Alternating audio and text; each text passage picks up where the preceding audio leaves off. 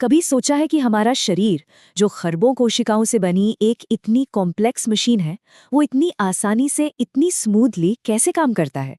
सच कहूं तो ये एक शानदार ऑर्केस्ट्रा जैसा है, जहां हर हिस्सा अपना काम एकदम परफेक्ट तरीके से और बिल्कुल सही समय पर कर रहा होता है।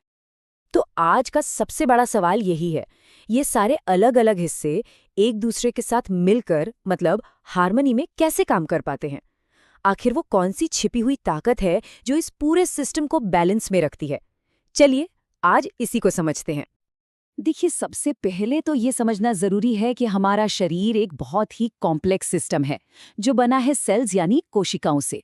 ये सेल्स मिलकर टिश्यू बनाते हैं और फिर टिश्यू मिलकर बनाते हैं हमारे अलग अलग अंग। अब हर अंग का अपना एक खास काम तो होता है, पर मजे की बात यह है कि वो अकेले काम नहीं करते।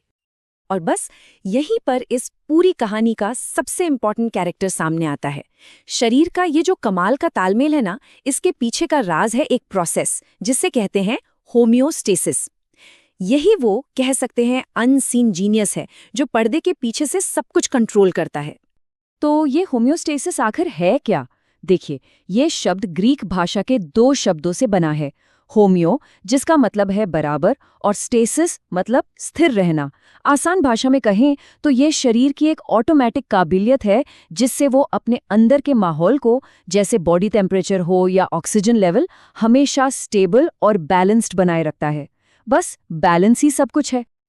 अच्छा, तो सवाल ये है कि ये शरीर ये बैलेंस बनाए कैसे रखता है? इसके ना दो मेन तरीके हैं। पहला है नेगेटिव फीडबैक। ये क्या करता है? ये किसी भी बदलाव को उल्टा कर देता है।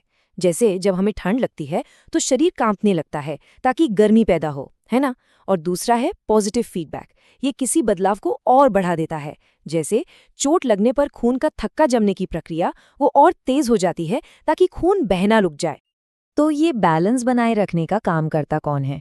ये काम करती हैं हमारे शरीर की अलग अलग सिस्टम्स, जो बिल्कुल एक्सपर्ट टीम्स की तरह मिलकर काम करती हैं। चलिए आज इनमें से कुछ खास टीमों से मिलते हैं। तो सबसे पहले बात करते हैं कमांड एंड कंट्रोल टीम की। ये हमारे शरीर का कम्युनिकेशन और कंट्रोल सेंटर है।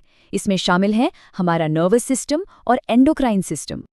हमारा नर्वस सिस्टम यानी हमारा दिमाग, रीढ़ की हड्डी और नसें, ये सब मिलकर शरीर का मेन कंट्रोल सेंटर बनाते हैं।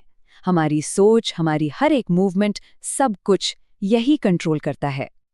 अगली टीम है रिसोर्स मैनेजमेंट की। इसका काम है बाहर की दुनिया से एनर्जी और ज़रूरी चीज़ें शरीर के अंदर लाना। इसमें हमारे डाइजेस्टिव और रेस्पिरेटरी सिस्टम्स आते हैं। डाइजेस्टिव सिस्टम यानी हमारा पाचन तंत्र, जो हम खाते हैं उसे तोड़कर एनर्जी और न्यूट्रिएंट्स में बदलता है। ये पूरा प्रोसेस मुंह से शुरू होकर आंतों तक जाता है, जहां से सारे जरूरी पोषक तत्व सोख लिए जाते हैं।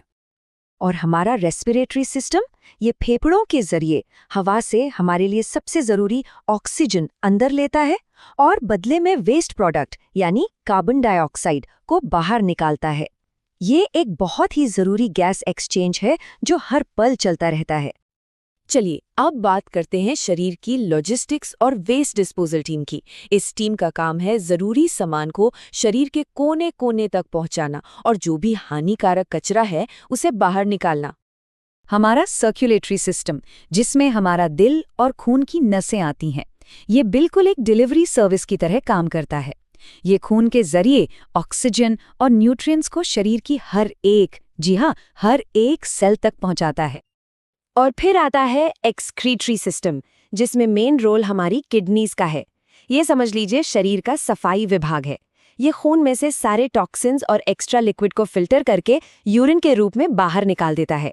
इससे हमारा शरीर अंदर से एकदम साफ रहता है। और आखिर में बात करते हैं हमारी इंफ्रास्ट्रक्चर और मूवमेंट टीम की। ये टीम शरीर को एक ढांचा देती है और हमें हिलने डुलने की ताकत भी।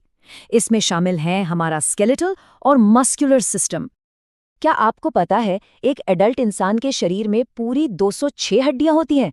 और ये सिर्फ हमें एक ढांचा ही नहीं देती, बल्कि हमारे दिमाग और फेफड़ों जैसे नाजुक और जरूरी अंगों को प्रोटेक्ट भी करती हैं।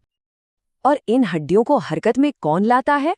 हमारी 600 से भी ज्यादा मसल्स। हमारे चलने फिरने से लेकर बोलने और यहाँ तक कि हमारे दिल की धड़कन तक, हर एक मूवमेंट इन्हीं की वजह से मुमकिन है। तो अब तक हम इन सारी टीमों से अलग-अलग मिल चुके हैं। अब देखते हैं कि असल में एक साथ मिलकर कैसे काम करती हैं, क्योंकि यही टीम वर्क तो होम्योस्टेसिस की असली बुनियाद है। इसका एक बेहतरीन उदाहरण है हमारी फाइट या फ्लाइट रिस्पॉन्स। सोचिए, जैसे ही हमारा दिमाग किसी खतरे को महसूस करता है, हमारा नर्वस सिस्टम तुरंत एक्शन में आ जाता है।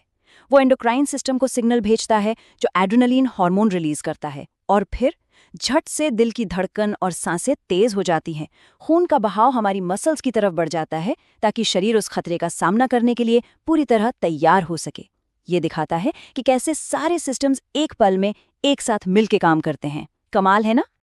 तो हमने ये तो देख लिया कि बैलेंस कितना ज़रूरी है, पर तब क्या होता है जब ये बैलेंस, ये संतुलन बिगड़ जाता है? इसका सीधा सीधा कनेक्शन हमारी सेहत से है। ये एक बहुत ज़रूरी सवाल है, क्योंकि जब भी ये नाजुक सा बैलेंस बिगड़ता है तो हमारा शरीर ठीक से काम नहीं कर पाता, और बस यहीं से बीमारियों की एंट्री होती है। असल में देखा जाए तो लगभग हर बीमारी होम्योस्टेसिस में आई किसी न किसी गड़बड़ी का ही नतीजा है। मिसाल के तौर पर, जब शरीर अपना ब्लड प्रेशर कंट्रोल नहीं कर पाता तो हाई ब्लड प्रेशर हो जाता है। जब हड्डियों में कैल्शियम का बैलेंस बिगड़ता है तो ऑस्टियोपोरोसिस जैसी बीमारी होती है। डायबिटीज और यहाँ तक कि ऑटो इम्यून बीमारियां भी इसी अंदरूनी बैलेंस के बिगड़ने का ही नतीजा है।